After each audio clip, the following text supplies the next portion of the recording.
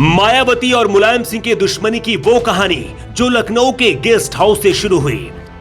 कैसे बनी मायावती पहली बार मुख्यमंत्री, मायावती के साथ उस रात गेस्ट हाउस में क्या हुआ था, वो कहानी जिसे मायावती जिंदगी भर नहीं भूल पाई, फिर 24 साल बाद लिया था बड़ा फैसला।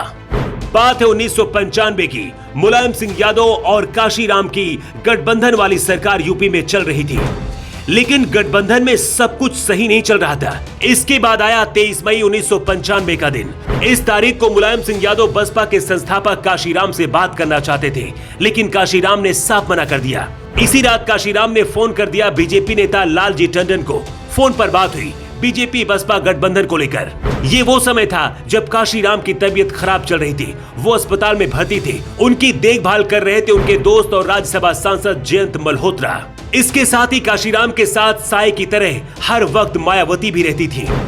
इसी दौरान काशीराम ने मायावती को बुलाया और उनसे पूछा, माया क्या तुम यूपी के मुख्यमंत्री बनना चाहोगी?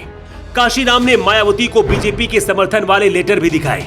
इसके बाद 1 जून 1995 को मायावती लखनऊ पहुंची और सपा बसपा के 1.5 साल पुराने गठबंधन को खत्म करने की जानकारी राज्यपाल मोतीलाल वोरा को भेज दिया। यहीं से उस भयानक रात की आहट आई जिसके बारे में शायद किसी ने नहीं सोचा था। 2 जून 1995 का दिन। इस तारीख को यूपी के राजनीतिक इतिहास का काला दिन कहा जाता है। इस दिन मायावती लखनऊ में ही स्टेट गेस्ट हाउस में बसपा विधायकों के साथ मीटिंग कर रही थी। उधर समर्थन वापसी की सूचना मिलते ही आग बबूला हुए मुलायम सिंह यादव ने अपने समर्थकों को गेस्ट हाउस भेज दिया। मुलायम सिंह यादव ने समर्थकों को टास्क दिया था कि कुछ विधायकों को समझाकर या फिर धमकाकर अपनी तरफ करना ही है। मुलायम सिंह यादव के समर्थक और बाहुबलियों की ये फौज पहुंच गई गेस्ट हाउस।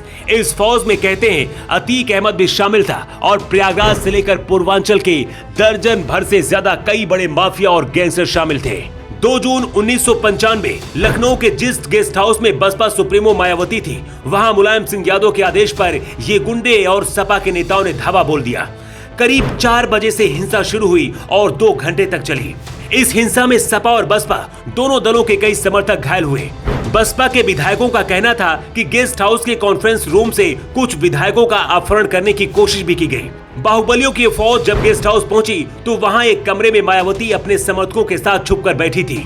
भीड़ के बारे में जानकारी मिलते ही कमरे का गेस्ट हाउस अंदर से लॉक कर लिया गया। सपा समर्थकों ने गेट पीटना शुरू कर दिया। मायावती को यहाँ जात सूचक और लिंग सूचक गालियां दी गई। उन्हें बाहर आने की धमकी दी जा रही थी। बताया जाता है कि उस समय वहां मौजूद यूपी पुलिस के जवानों को मुख्यमंत्री मुलायम सिंह यादव का सीधा निर्देश था कि सपा समर्थकों पर सख्त कार्रवाई न की जाए। उस समय के चश्मदीद बताते हैं कि वरिष्ठ पुलिस अधीक्षक ओपी सिंह वहां मौजूद थे, जो हमले को रोकने के बजाय सिगरेट पी रहे थे।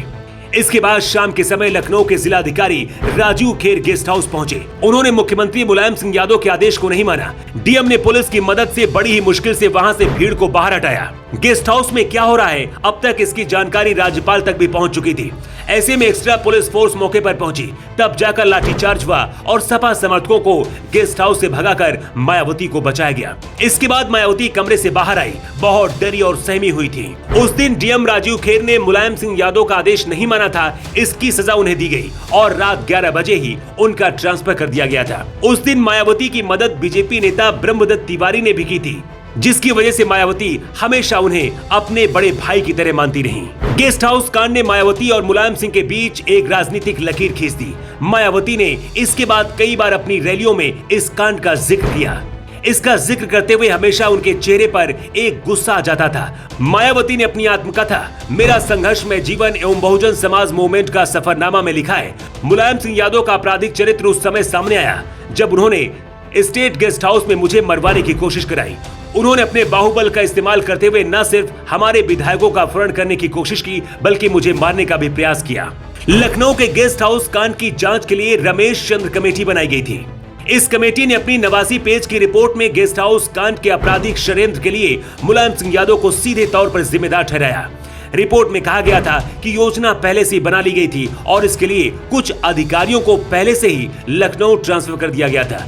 लखनऊ के स्टेट गेस्ट हाउस कांड के ठीक 24 साल बाद 19 अप्रैल 2019 को पहली बार मुलायम सिंह यादव और मायावती एक ही मंच पर साथ नजर आए। 2019 के लोकसभा चुनाव में सपा और बसपा ने गठबंधन किया था, जिसके बाद मैनपुरी में एक रैली के दौरान मुलायम सिंह यादव और मायावती एक ही मंच पर नजर आए थे। उस दौरान जब ये तस्वीर सामने आई तो मायावती पर कई तरह के सवाल भी उठ रहे थे, लेकिन कहते हैं ना, राजनीति में कुछ भी हो सकता है। योगियों के लिए ब्यूरो रिपोर्ट।